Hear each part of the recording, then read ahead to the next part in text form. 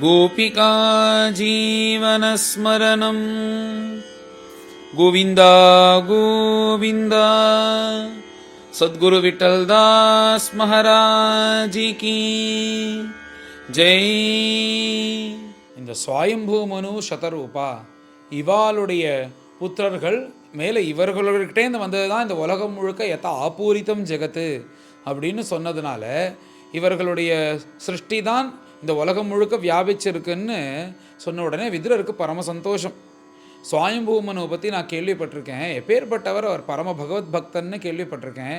பகவத் ஆக்ஞையினால் பிரம்மதேவரோட ஆக்ஞையினால் இப்படி ஜெகத் சஷ்டியும் பண்ணிட்டு சுவாயம்பூ மனுவாக இருந்து இந்த பூமண்டலத்தையே ரட்சணம் பண்ணிட்டு பரிபாலனம் பண்ணிட்டு இருந்தாரே, அவருடைய கதைகள், அவருடைய புத்திரர்களுடைய கதைகள், அப்புறம் அவருடைய பெண்களுடைய கதைகள், இவைகளெல்லாம் நீங்கள் சொல்லணும் அப்படின்னு சொன்ன உடனே இவர் கதையை ஆரம்பிக்கிறதுக்கு முன்னாடியே மரீச்சியருக்கு சுவாயம்பூ மனு ஸ்மரணத்தினாலேயே அந்த பக்தனுடைய ஸ்மரணத்தினால அவருக்கு ரோமாஞ்சம் ஏற்பட்டு மேலே அவர் இந்த சுவாயம்பூ மனுடைய கதையை ஆரம்பிக்கிறார்.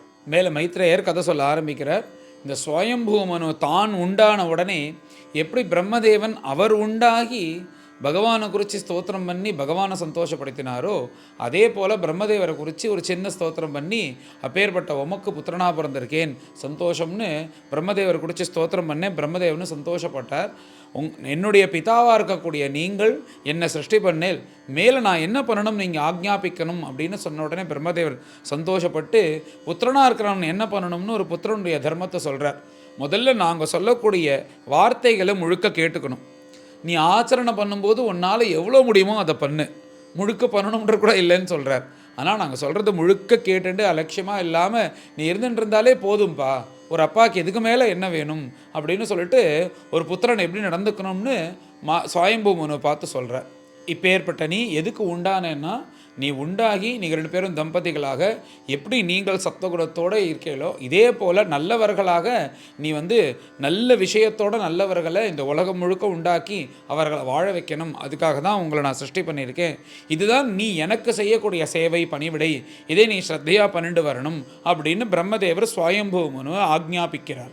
இப்படி சொல்லிவிட்டு நீ எது பண்ணினாலும் சரி, பரமேஸ்வர பிரீத்தியர்த்தம் நாராயண பிரீத்தியர்த்தம்னு பகவானை சந்தோஷப்படுத்துவது போல பண்ணுப்பா, அது போதும்.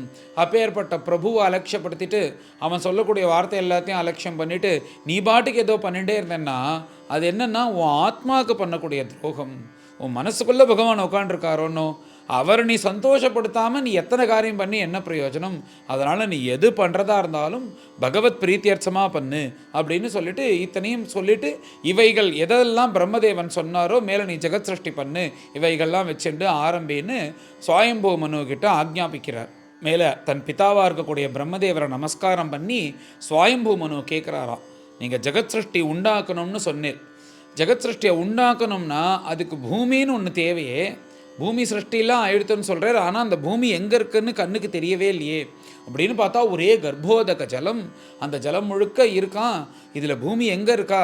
அந்த பூமியை உத்தாரணம் பண்ணி அது இருக்க வேண்டிய இடத்துல இருந்தால் தானே நான் ஜெகத்தை உண்டாக்க முடியும், ஜெகத் சிருஷ்டியானது வியாபிக்கும் ஆரம்பிக்க முடியும். அந்த பூமியை காணும்னு உடனே அப்போ தான் பிரம்மதேவருக்கே தோன்றதான், அடடா ஆமாம் எங்கே இந்த பூமியை காணும், இந்த பூமியை கொண்டு வைக்க வேண்டிய இடத்துல வச்சாதானே மேலே ஜெகத் சிருஷ்டி ஆரம்பிக்க முடியும் அப்படின்னு யோசிச்சுட்டே இருக்கும்போது நினைக்கிறாரா, இத்தனை பண்ண பிரபு இதையும் பண்ணுவார் அப்படின்னு சொல்லிட்டு எல்லோரும் ஏகோபிச்சு அந்த பகவானை இப்படி தியானம் பண்ணி மனசார ஸ்தோத்திரம் பண்ணும்போது என்ன ஆச்சரியம்னா, அந்த பிரம்மதேவனுடைய வலது மூக்கு குறுகுறுங்கிறது, அதுலேருந்து ஒரு சின்னதாக ஒரு வராகம் கீழே வருது.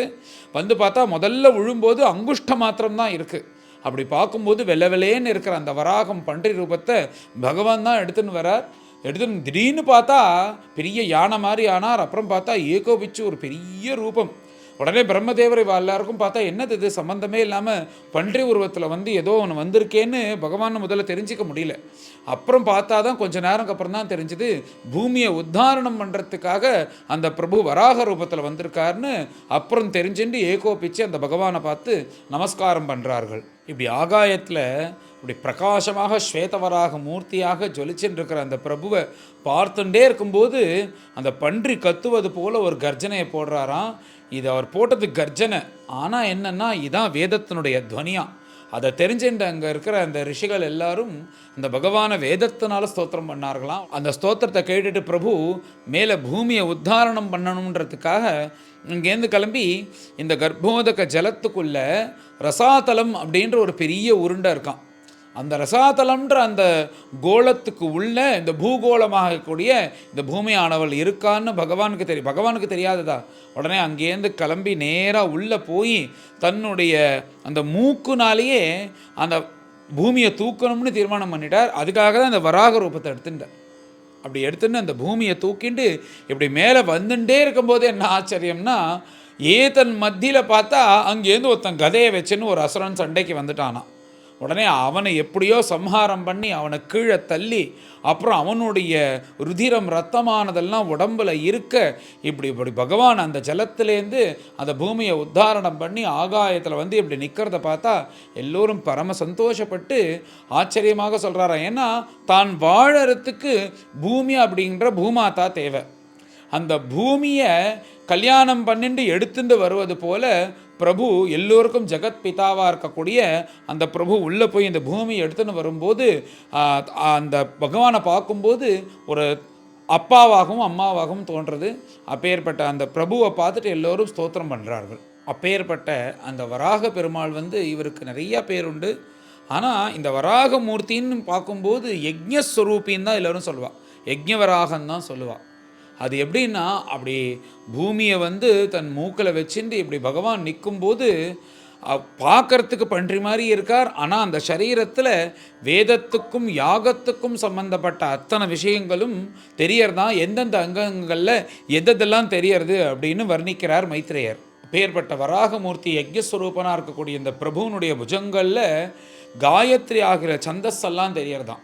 அவருடைய ரோமங்கள்லாம் எப்படி இருக்குன்னா ஏதோ முடி மாதிரி இல்லாமல் அந்த பரம பவித்திரமாக யாகத்துக்கு உபயோகப்படக்கூடிய தர்ப்பமுஷ்டியாக தெரியறதான். அப்பேற்பட்ட பகவானுடைய கண்கள் எப்படி இருக்குன்னா ஆஜ்யம் போல ஜுவலிக்கிறதான். எப்படி ஒரு நெய் எப்படி இருக்குமோ அந்த மாதிரி அந்த நெய்யுடைய தோற்றமாக இருக்கான் பகவானுடைய கண்கள். ஏன்னா அந்த ஆஜ்யம்ன்றது எவ்வளோ முக்கியம், அதெல்லாம் எல்லாத்தையும் தன் சரீரத்தில் வச்சுட்டு இருக்கிறது போல அந்த வராகமூர்த்தி காண்பிக்கிறார். அந்த வராகமூர்த்தியுடைய கண்கள் வந்து நெய் ஆகிற தோற்றமாக இருக்குது. அவருடைய பாதத்தில் அத்தனை ரித்விக்கங்களும் பிடிச்சின்னு தொங்கின்னு இருக்காலாம் பிராமணர்கள் எல்லோரும். பகவானுடைய உதடுகள் சுருக்காகவும் பகவானுடைய மூக்கு ஸ்ருவமாகவும் தெரியறதான் எல்லாருக்கும். பகவானுடைய வயரானது இடா அப்படின்ற பாத்திரம் போல இருக்குது. பகவானுடைய காதானது சோம பாத்திரம் போல இருக்கான். அப்பேற்பட்ட பிரபுனுடைய வாக்கே அக்னிஹோத்திரமயமாக இருக்குது. அவருடைய கழுத்தே இஷ்டிமயமாக இருக்கான். பகவானுடைய நாக்கே இந்த பிரவர்க்கியம் அப்படின்ற பிரயோகம் இருக்குது பார்த்தீங்களா, அது பகவானுடைய நாக்காக இருக்குது அப்படின்னு வர்ணிக்கிறார். ஒருத்தன் ஒரு பிராமண குலத்தில் பிறந்தானே ஆனால் அவன் 7 யாகங்கள் அவசியம் பண்ணணும் அப்படின்னு சாஸ்திரத்தை சொல்லியிருக்கு. அவைகள் 7 யாகங்கள் எதுன்னா அக்னிஷ்டோமம், அத்தியக்னிஷ்டோமம், உக்தியம், ஷோடசி, வாஜபேயம், அதிராத்திரம், ஆப்தோர்யாமம் அப்படின்ற 7 யாகங்கள் ஒருத்தன் பண்ணணும். அப்போ தான் வந்து இவன் பரிபூர்ண பிராமணனாக ஆகிறான் அப்படின்னு சாஸ்திரங்களில் சொல்லப்பட்டிருக்கு. இந்த சொல்லக்கூடிய 7 யாகங்கள் பகவானுடைய சப்த தாத்துவாக அந்த சரீரத்தில் பிரவகிச்சன் ஓடுறதான். அப்படி எல்லோரும் ஸ்தோத்திரம் பண்ணி மேலே பகவானை சொல்லும்போது இப்படி யஜ்ஞஸ்வரூபியாக இருக்கியே பிரபோ, அப்பேற்பட்ட ஒன்றை இந்த யஜ்ஞத்தினால சந்தோஷப்படுத்த முடியும் அப்படின்னு சொல்லிட்டு வெறும் யாகம் ஒண்டி பிரயோஜனப்படாது, யாகம் பண்ணும்போது கூடவே வைராக்கியத்தோடு சேர்ந்து பண்ணணும் அப்படின்னு ஆச்சரியமாக சொல்கிறார். நம்ம கர்மானுஷ்டானம் பண்ணும்போது ஏதோ நம்ம பண்ணுறோன்னு சொல்லிட்டு பண்ணாதபடிக்கு கூடயே விவேகமும் வைராக்கியத்தையும் சேர்த்தும் பண்ணணும். அப்படி சேர்த்துண்டு பண்ணாதான் அது மனசுக்கு நம்மளுக்கு சித்த சுத்தியை கொள்ளணும். ஏன்னா சித்தஸ்ய சுத்தியே கர்மா நது வஸ்தூபலப்தியேன்ற மாதிரி ஒரு பொருளை அடையிறதுக்காக வந்தது கர்மா கிடையாது, உன் மனசை க்ளீன் பண்ணுறதுக்காக. எப்படி உடம்புல இருக்கிற அழுக்க நீ போக்கிக்கணும்னா சோப்பை போடுறியோ, அதே மாதிரி மனசில் இருக்கிற அழுக்க நீ போக்கணும்னா அதுக்கு தனி சோப்பு கிடையாது, அதுக்கு தான் கர்மா அப்படின்னு சாஸ்திரத்தில் சொல்லியிருக்கா. இந்த கர்மா பண்ணும்போது வைராக்கிய விவேகத்தோடு பண்ணி இது பகவதர்ப்பணா பண்ணணும் அப்படின்னு சொல்லிட்டு அழகாக சொல்கிறார். அப்போ தான் அது உனக்கு சித்த சுத்தியை கொடுக்கும் அப்படின்னு இந்த தேவர்கள்லாம், இந்த ரிஷிகள் பிரம்மதேவன் எல்லாம் ஸ்தோத்திரம் பண்ணுறார்களாம். இவ்வாறு யஜ்ஞஸ்வரூபியாக இருக்கக்கூடிய பிரபுவை பார்த்து தேவதைகள், ரிஷிகள், பிரம்மா எல்லோரும் ஸ்தோத்திரம் பண்ணோடனே பகவான் ரொம்ப பிரசன்னனாயிட்டார். அதுக்கப்புறம் சொல்லும்போது நீங்கள் வந்து அந்த வராகமூர்த்தியை பார்த்து சொல்லும்போது, நீங்கள் எங்கள் எல்லோருக்கும் பிதாவாக இருக்கக்கூடிய பிரம்மதேவருக்கே பிதா, அதனால் நாங்கள் வாழறதுக்கு தேவைப்படுற பூமி எங்களுடைய மாதா. அதனால் இந்த பூமி தேவி எங்கள் அம்மா, நீங்கள் அப்பாவாக உங்களை நாங்கள் பஜிக்கிறோம். அப்பேற்பட்ட பூமியை நாங்கள் வாழக்கூடிய இடத்துல, சரியான இடத்துல நீங்கள் வச்சுட்டு நீங்கள் அனுகிரகம் பண்ணணும்னு சொன்ன உடனே பகவான் சந்தோஷப்பட்டு அப்படியே ஆகட்டும்னு சொல்லிட்டு பகவான் எங்கள் இடத்துல பூமியை வச்சா சௌகரியமாக இருக்குமோ அங்கே வச்சுட்டு அவர் கிளம்பிட்டார். அந்த ஸ்தோத்திரத்தை கேட்டு சந்தோஷப்பட்டு கிளம்பிட்டார். அப்படின்றது இந்த தேவதைகள் பகவானை பார்த்து பண்ணக்கூடிய ஸ்தோத்திரம். இந்த ஸ்தோத்திரத்துக்கும் இந்த வராகமூர்த்தி அந்த ஆவிர்பாவத்துக்கும் என்ன பலஸ்ருதி அப்படின்னா, இதை கேட்க கேட்க இந்த வராக அவதாரத்தை யார் ஒருவர் பிரவச்சனம் பண்ணுறாளோ, இல்லை யார் ஒருவர் கேட்கிறார்களோ அவர்களை பார்த்து பகவான் சந்தோஷப்படுவாராம். இப்படி நம்ம யாரோ ஒருத்தரை பார்த்து சந்தோஷப்பட்டோன்னா ஏதாவது கொடுப்போமோன்னோ, அப்போ பகவான் இப்படி நம்ம இப்படி பாராயணம் பண்ணுறோம், பிரவச்சனம் பண்ணுறோன்னு இப்படி நம்ம இருக்கிறவார் பார்த்து அவர் சந்தோஷப்பட்டு என்ன பண்ணுவார்னா, ஏதோ ஒரு 10,000 ரூபா பணம், ஒரு 2 பவுன் நகை அப்படின்னு கொடுக்காதபடிக்கு இதையிலெல்லாம் ஆசை வரக்கூடாது இவனுக்கு, என் மேலே ஆசை வரணுன்ற அந்த தன்கிட்ட உள்ள ஆசையே பகவான் அனுகிரகம் பண்ணுவார் அப்படின்னு இந்த வராக அவதாரத்துக்கும் இந்த ஸ்தோத்திரத்துக்கும் உள்ள பலஸ்ருதி மேலே எல்லோரும் கறந்து இந்த 13வது அத்தியாயத்தை பாராயணம் பண்ணுவோம்.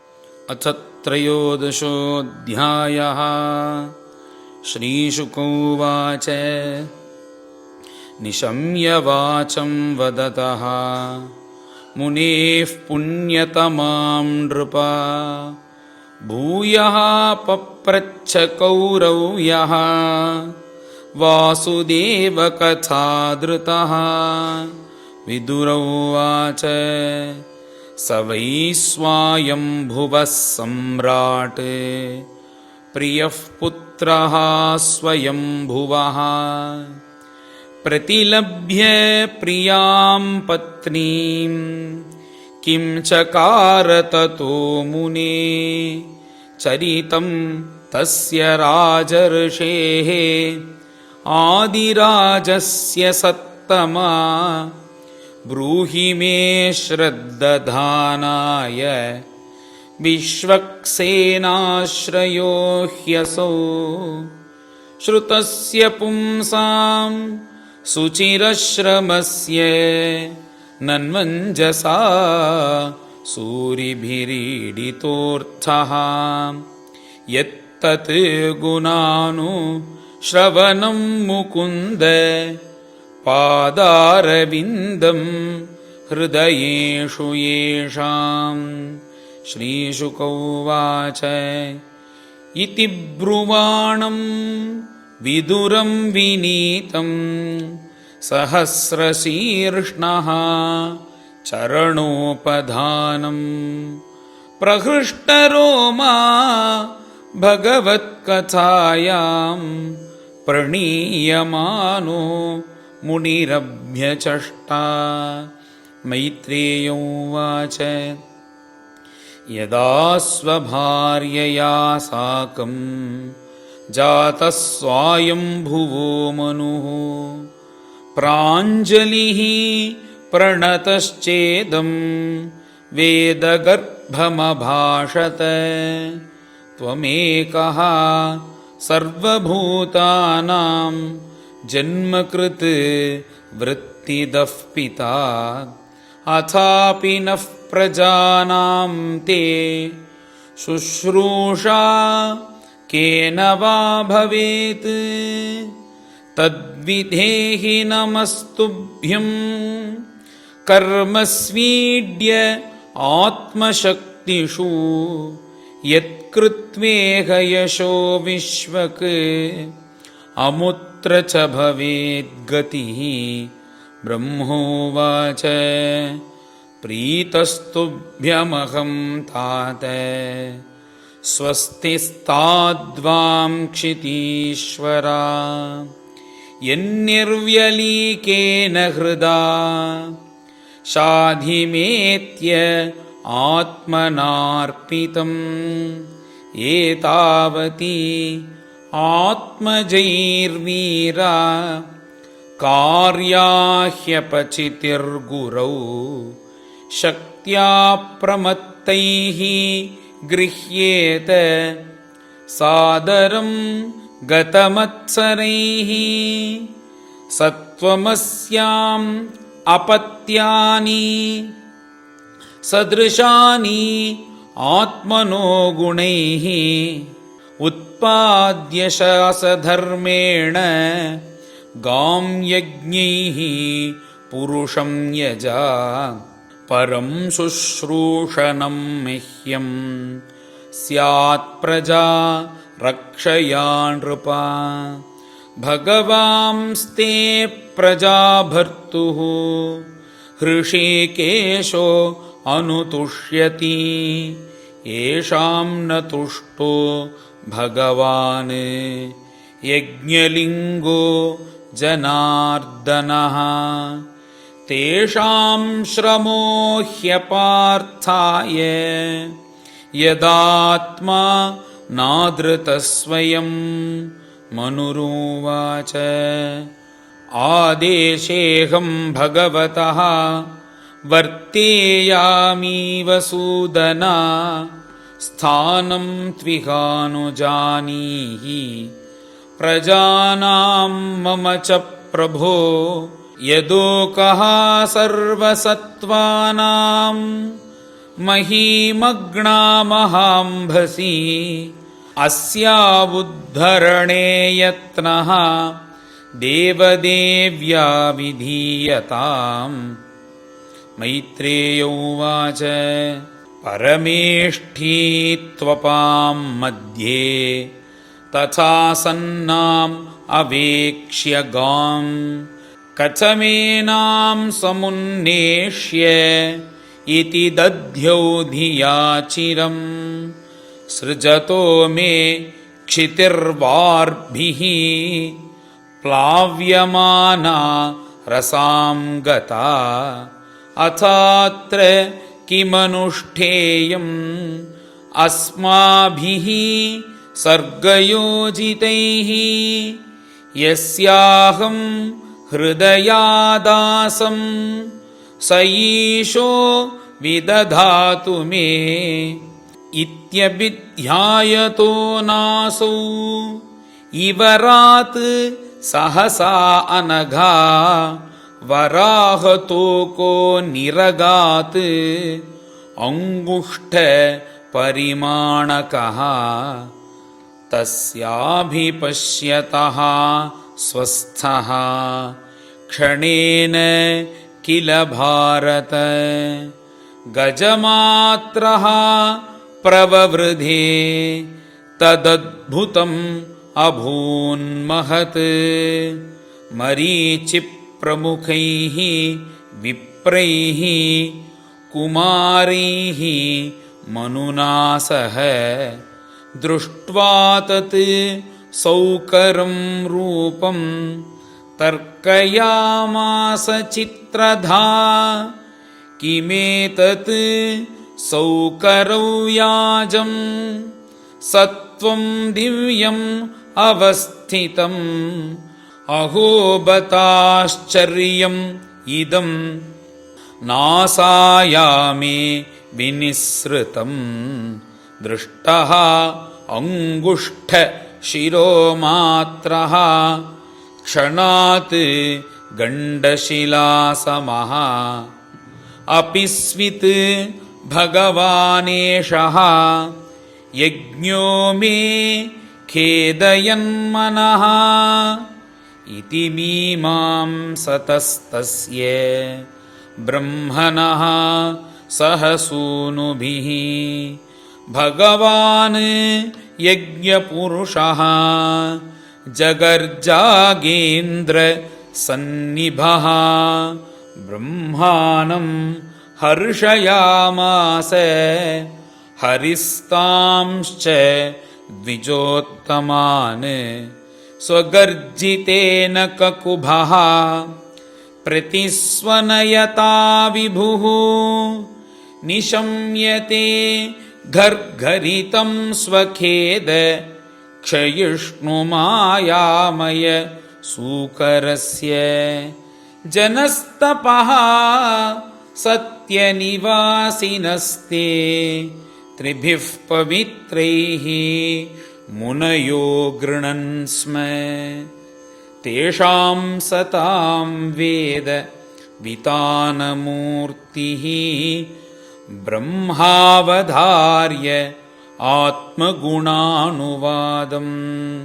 विनद्य भूयः विबुधोदयाय गजेन्द्रलीलो जलमाविवेश उत्क्षिप्तवालः कचरः कठोरः सटाविधुन्वन् खररोमशत्वक् खुराहताभ्रः सितदंष्ट्रयीक्षा ज्योतिर्बभासे भगवान् महीध्रः घ्राणेन पृथ्व्याः पदवीं विजिघ्नन् क्रोडापदेशः स्वयमध्वराङ्गः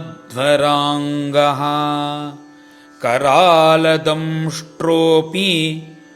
अकरालदृग्भ्याम् उद्वीक्ष्य विप्रान् गृणतः अविशत्कम् सवज्रकूटाङ्गनिपातवेग विशीर्णकुक्षिः स्तनयन् उदन्वान् उत्सृष्टदीर्घोर्मि भुजैः इवार्तः चुक्रोश यज्ञेश्वर पाहि मेति खुरैः क्षुरप्रैः दरयस्तदाप उत्पारपारं त्रिपरूरसायां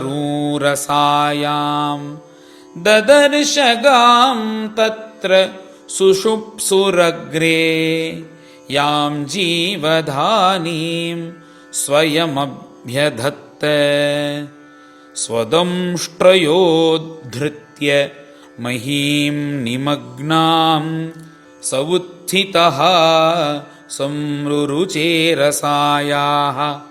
तत्रापि दैत्यं गदया पतन्तं सुनाभसन्दीपित तीव्रमन्युः जघानरुन्धानम् असह्यविक्रमं सलीलयेभं मृगराडिवाम्भसि तद्रक्तपङ्काङ्कितगण्डतुण्डः यथा गजेन्द्रो जगतीं विभिन्दन् तमालनीलं सितदन्तकोट्या क्ष्माम् उत्क्षिपन्तं गजलीलयाङ्ग प्रज्ञाय बद्धाञ्जलयः अनुवाकैः विरिञ्चि मुख्याः उपतस्थुरीशं ऋषय ऊचुः जितं जितं ते जितयज्ञभावना त्रयीं तनुं स्वां परिधुन्वते नमः यद्रोमगर्तेषु निलिल्युरध्वराः तस्मै नमः कारणसूकराय ते रूपं तवैतत् ननु दुष्कृतात्मनां दुर्दर्शनं देव यदध्वरात्मकम् छन्दांसि यस्य त्वचि बर्हि रोम स्वाज्यं दृशी त्वङ्घ्रिषु चातुर्होत्रम् सृक्तुण्ड आसीत् स्रुवैशनासयोः इडोदरे चमसाः कर्णरन्ध्रे प्राशित्रमास्ये ग्रसने ग्रहास्तु ते यच्चर्वणं ते भगवन्नग्निहोत्रम् दीक्षानुजन्मोपसदः शिरोधरं त्वं प्रायणीय उदयनीय दंष्ट्रः जिह्वा प्रवर्ग्यः तव शीर्षकं क्रतोः सभ्यावसत्यं चितयो असवो हि ते सोमस्तु रेतः सवनानि अवस्थितिः संस्था विभेदाः तव देवधातवः सत्राणि सर्वाणि शरीरसन्धिः त्वं सर्वयज्ञक्रतुः इष्टिबन्धनः नमो नमस्ते अखिलमन्त्रदेवता द्रव्याय सर्वक्रतवे क्रियात्मने वैराग्यभक्त्या आत्मजयानुभावित ज्ञानाय विद्यागुरवे नमो नमः दंष्ट्राग्रकोट्या भगवन् त्वया धृता विराजते भूधरभूस्सभूधरा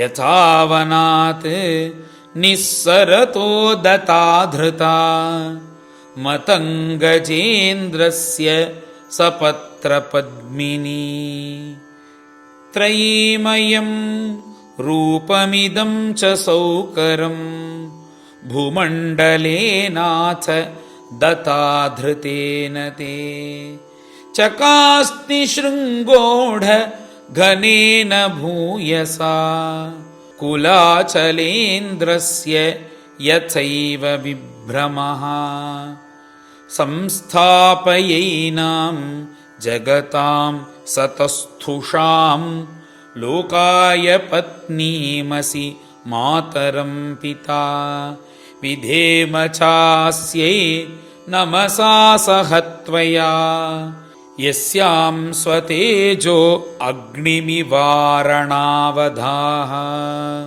कश्रद्धधीतान्यतमः तव प्रभो रसाङ्गतायाः भुव उद्विबर्हणम् सविस्मयोऽसौ त्वयि विश्वविस्मये यो माययेदं ससृजे अतिविस्मयम् विधुन्वतावेदमयं निजं वपुः जनस्तपः सत्यनिवासिनो वयं सटाशिखोद्धूत शिवाम्बुबिन्दुभिः विमृज्यमाना भृशमीशपाविताः सवैबत भ्रष्टमतिस्तवैषते यः कर्मणां पारमपारकर्मणः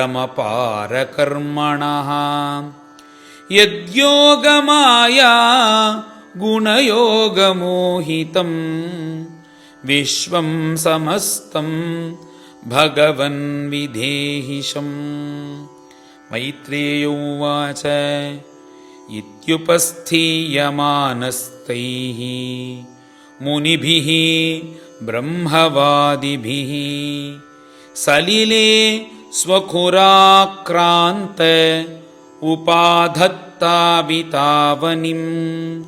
स इत्थं भगवानुर्वीं विश्वक्सेनः प्रजापतिः रसाया लीलयोन्नीताम्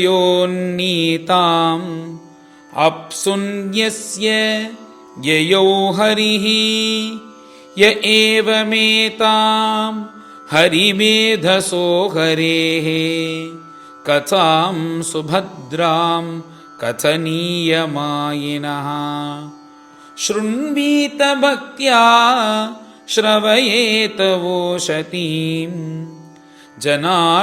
जनार्दनोऽस्याशु हृदि प्रसीदति तस्मिन् प्रसन्ने सकलाशिषां प्रभु किं दुर्लभं ताभिरलं लवात्मभिः अनन्यदृष्ट्या भजतां गुहाशयः स्वयं विधत्ते स्वगतिं परः पराम् को नाम लोके पुरुषार्थसारवित् पुरा कथानां भगवत्कथासुधाम् आपीय कर्णाञ्जलिभिः भवापहाम् अहो विरज्येत विना नरेतरम्। श्रीहरये नमः। इति श्रीमद्भागवते महापुराणे तृतीयस्कन्धे त्रयोदशोऽध्यायः। गोपिका जीवनस्मरणम् गोविन्द गोविन्द। सद्गुरु विठ्ठलदास महाराज की जय।